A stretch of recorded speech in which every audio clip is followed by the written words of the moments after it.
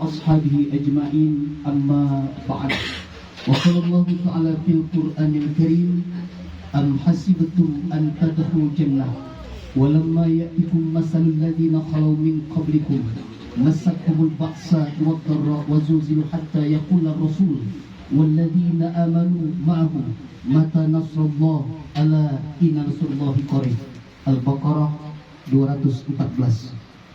Yang kami hormati keluarga besar dari almarhumah Ibunda Hajjah Suraidah binti Mahjub, yang kami hormati para asatiza, para guru, yang kami hormati para pemuka agama, ketua RT, ketua RW yang sempat hadir, juga yang kami hormati ketua Masjid Jami Manda Muhammad Thayyib, genap pengurus, juga kaum muslimin dan muslimah.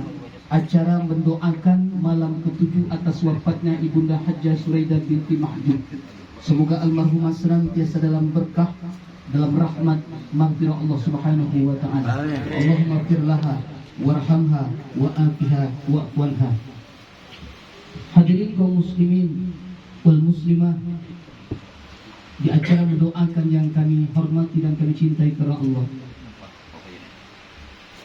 tiada kata yang paling indah, tiada ungkapan yang berkah selain ungkapan rasa puja dan puji syukur atas dianugerahkan kita rahmat dan nikmat sampai saat ini, sehingga kita masih dapat hidup pun diberikan oleh Allah kehidupan.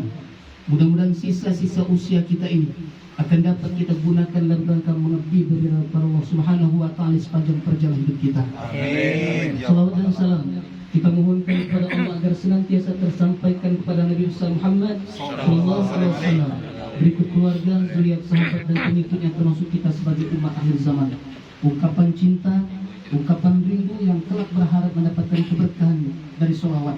Allahumma sholli ala Sayyidina Muhammad wa ala ali Sayyidina Muhammad. Bapak sekalian, mohon waktu sebentar dalam tausiah yang sangat terbatas ini kami diamanahkan untuk menyampaikan tausiah di malam yang ke-7. Tausiah ini sebenarnya untuk yang hidup atau untuk yang mati? Hidup.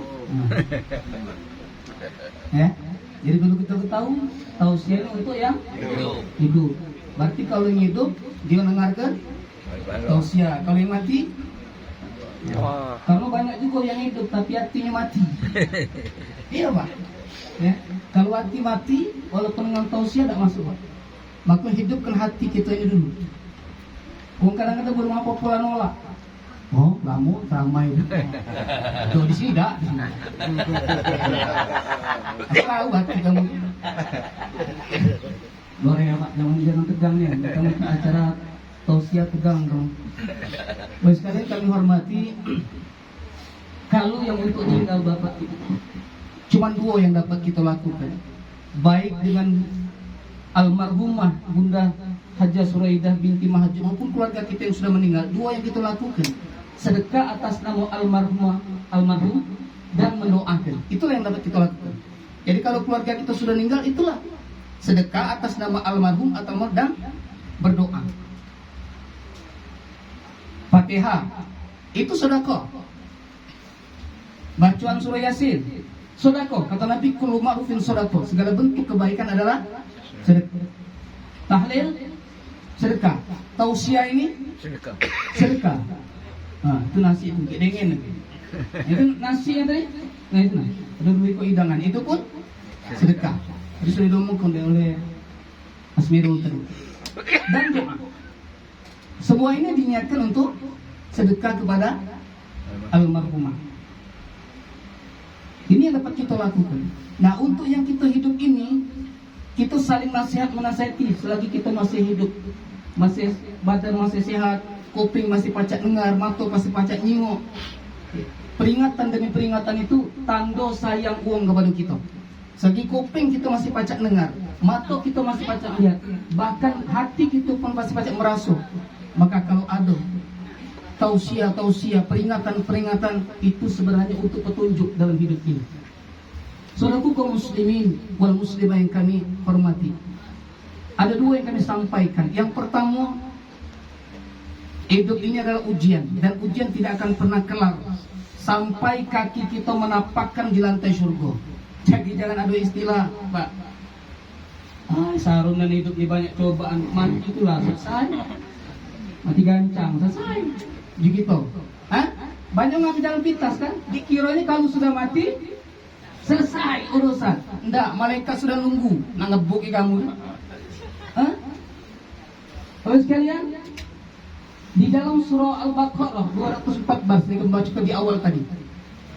Am hasibatum an tadkhulul jannah walamma ya'tikum masalul ladzina khalu min qablikum massatkumul ba'sa'i wad-dharra wa zulzilu hatta yaqula ar-rasul walladzina amanu ma'ahu mata nasrullah ala inna nasrullahi qarib. Jangan kamu ngira, jangan kamu merasa, kata Allah, kamu bakal masuk surga sebelum kami uji kamu. Ini ya ayatnya. Jadi wong cak merasa masuk surga itu kalau sudah sholat, kalau sudah puasa, kalau sudah zikir, aman-aman be kiranya. Harus siap diuji, Bang. Jadi kita yang alim-alim ini, yang rajin ibadah siap diuji. Siap tak kamu diuji? Nah, takut kalau ujian. Apa kata Allah?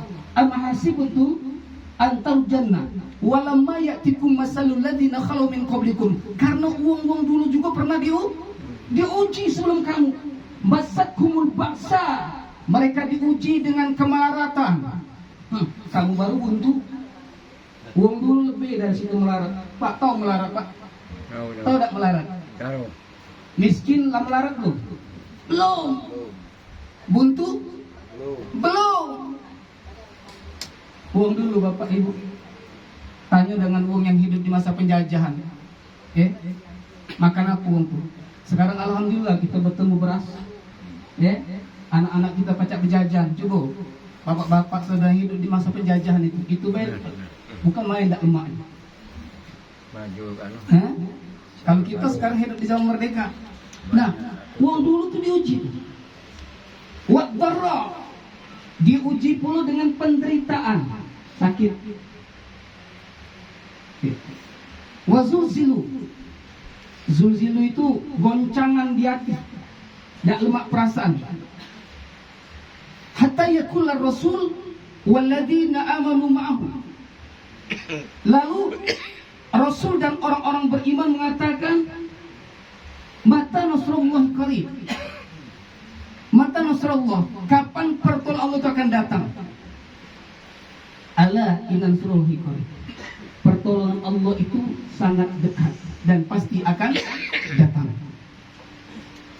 Makanya ujian demi ujian akan kita alami, termasuk kematian, itu ujian. Kita ini kan sudah pernah galuh mengalami ujian. Ada keluarga kita yang sudah meninggal, yang berdagang rugi, yang punya pangkat karangan turun, ada yang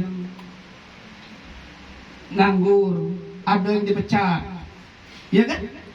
Sakit. Nah, ujian demi ujian ini kalau tidak kuat, pacaknya dimasi oleh iblis, Pak. Yang disebut dengan putus. Nah, jangan sampai putus asa, Pak. Putus asa ini salah satu wara iblis. Bapak Ibu tahu tak arti iblis itu? Iblis itu bahasa Arab dari kata ablasa. Ablasa itu yang berputus asa. Jadi uang yang gerak putus asa namanya bukan aku. Kamu tuh lah ngomongnya itu. Maka Bapak, banyak uang yang asa sudah, ya Allah cuma putus cinta terjun di kunci proyek. Alangkah kecilnya hidup itu. Nah, iblis ini bukan sampai di situ baik kaget. Dia akan ngoda kita menjelang kematian kita dengan keputusasaan karena kita sudah merasa banyak dosa, lalu ngatakan kepada Allah, ya Allah, alangkah temannya kau nyiksa aku, matilah cepat aku. Ada yang model itu, namanya putus asa. Pak, jangan macam-macam dengan kematian itu, Bapak. Uang mati itu kan ada dua. Di dalam surah An-Nazi'at ayat 1 dan 2. Ada yang disebut kematian gharqa, ngorok. Ada yang disebut nashqa, kematian lembut. Wan nazi'at gharqa, wan nashqa tinashqa. Kalau kita pernah nyembelih sapi di hari kurban, ya, kamu jenguk tuh sapi yang disembelih. Ada tak sapi yang ngorok? Ada tak sapi yang tidak ngorok? Tuh dia tuh, ya. Ustaz, mungkin ini nyoy. Pisaunya itu kali, goloknya itu tumpul. Tumpul tak tumpul, yang pasti ada beda antara kematian yang ngorok dengan kematian yang tidak ngorok. Ada untuk tiba-tiba mati, kan? Nah sudah aja kita. Nah sudah dia tadi. Ada yang lamunnya.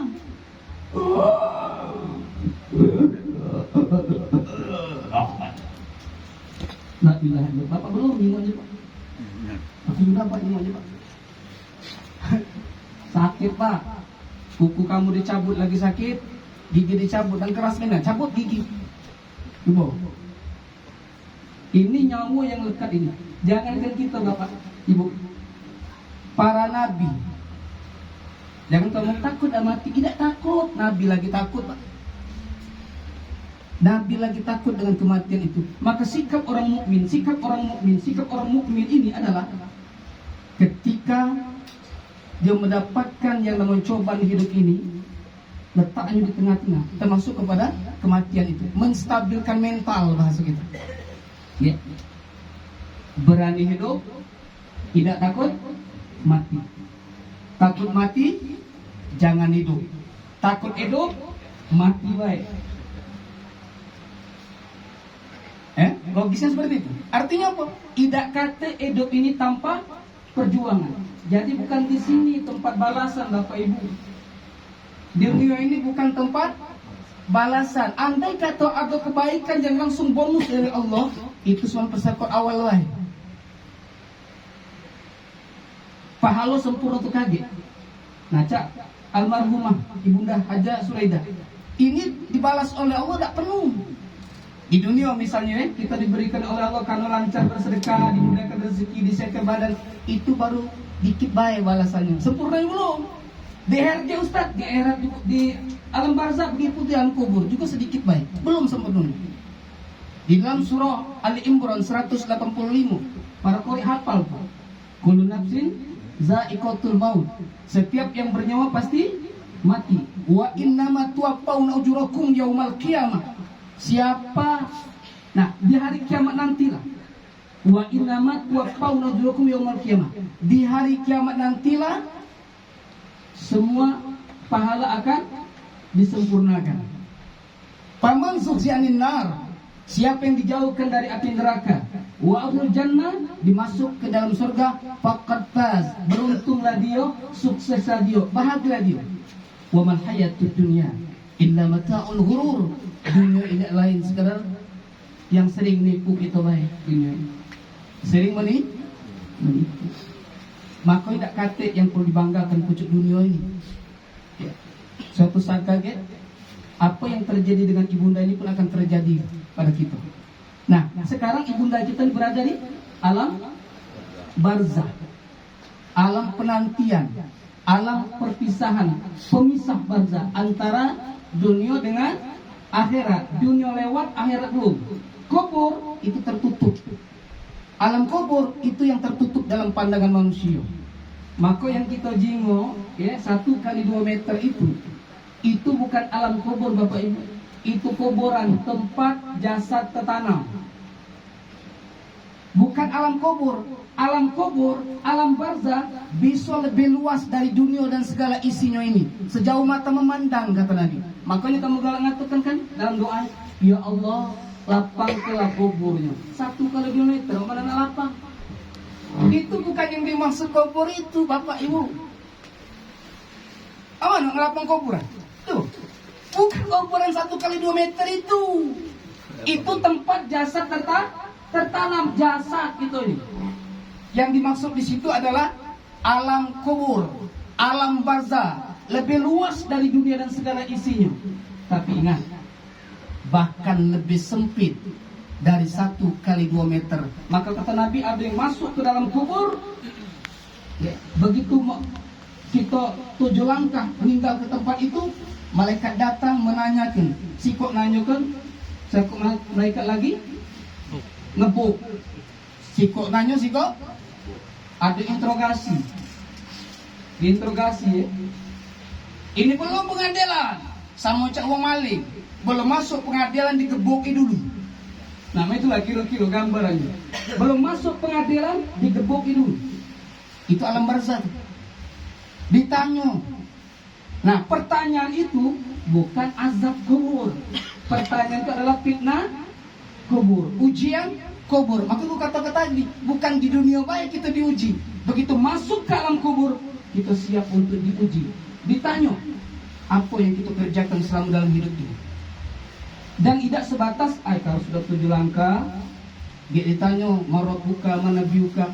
Bukan itu baik, banyak pertanyaan lain. Dan bukan bacaan dia apa-apa. Halo? Nak ngapal, udah kecil lagi baca. Sini buat dia kepean nanya, marabuka. Siapa Tuhanmu? Allah. Siapa Nabi? Muhammad.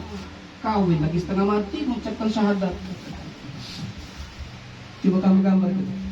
Pertama nak nikah. Saro tak nyebut syahadat itu? Ada yang saro kan? Ya kalau kamu udah, ada yang saro tak? Di dosun ada mandi-mandian? Satu ya, saro nyebut syahadat itu. Itu hidup masih belum mati. Yang kedua, nak menjelang sakaratul maut. Berat tak mengucap syahadat itu? Nah, kaget di alam kubur lebih berat lagi itu. Tidak akan pacak kamu jawab itu. Demi Allah. Mengatakan, demi Allah. Kalau orang tak beriman, kalau orang tak beramal soleh, kalau dia tak bertakwa selama hidupnya, tak akan pacak jawab pertanyaan malaikat mungkar nakir. Kenapa? Jawaban itu ada pada kehidupan kita ini. Marabbuka. Siapa Tuhanmu? Kalau di dunia tak kenal dengan Tuhan, tak pernah zikir, lidah nyebut nama Allah, tak kepacak nyebut nama Allah. Mana biuka? Siapa nabimu? Mensumur hidup tak pernah berselawat, bah tidak tahu dengan nabi, tak akan pacak jawabnya. Ma kiblatuka? Mana kiblat kau? Apa kiblat kau? Kalau tak pernah solat, tak ketahu dengan kiblat. Ma imamuka? Apa imammu? Kalau tak pernah baca Quran, tak tahu imam kita siapa. Padahal Quran adalah imam kita. Ma ikhwanuka? Siapa saudara kau? Mensetanggo nak sebayan?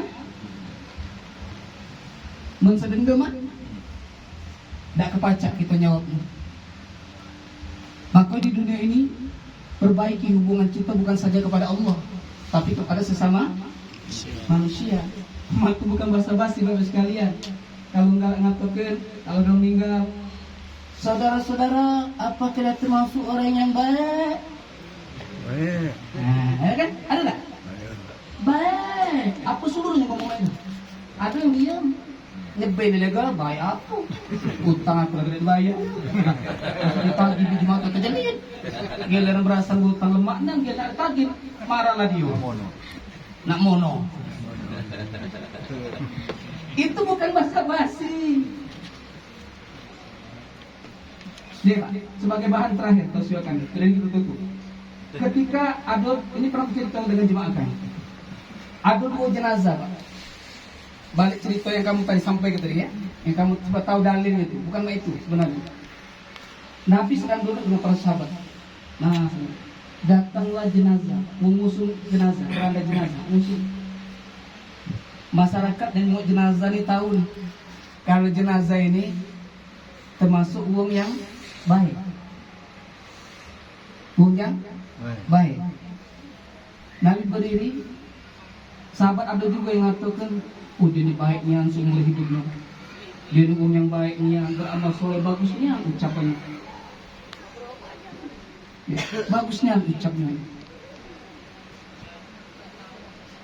Ketika itu Nabi mengatakan wajaban, wajaban, wajaban. 3 kali Nabi mengatakan.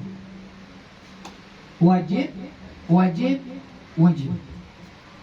Tak lama setelah itu datang lagi segerombolan orang mengangkat keranda jenazah juga. Sebagian orang ngejek, Pak, menceluh, riba, gosip. Kan bahasa Palembang, lagi hidup cak tahun. Auzubillah, tak pacaknya dia berasa cak melawan dewek, hebat dewek, pacak diberduit dewek. Ya, ngoceh tadi. Apa Nabi marayung yang ngoceh tadi? Nah, Nabi sama nunjuk juga jenazah itu. Keranda itu wajibat, wajibat, wajibat, wajib, wajib, wajib. Setelah 2 keranda itu lewat, Rasulullah SAW ditanya oleh Umar ibn Khattab radhiyallahu anhu, sahabat Nabi, ya Rasulullah, ketika ada jenazah diusung dengan keranda jenazah lewat, ada yang memujinya, engkau mengatakan wajib, wajib, wajib. Dan lewat lagi segelombol orang angkat keranda jenazah, orang itu mengatakan wajib, kau mengatakan wajib, wajib, wajib. Apa maksudnya? Kata Nabi, pertama tadi ada uang yang ngangkat keranda jenazah, engkau memujinya, masa memuji kebaikannya, aku katakan wajib, wajib, wajib, syurga bagimu. Kalau dia baik-baik memuji, kemudian datang lagi kerana yang kedua, kamu ngumpatnya, kamu celoknya, kamu ngatui dia, kamu tak setuju dengan dia, aku katakan juga wajib, wajib, wajib, neraka bagimu. Antum syuhada'ullahi fil ardh, kata Nabi, kamu ini adalah saksi hidup di dunia ini. Jadi tak pacak nak dipaksa ke itu nak ngomong baik ni.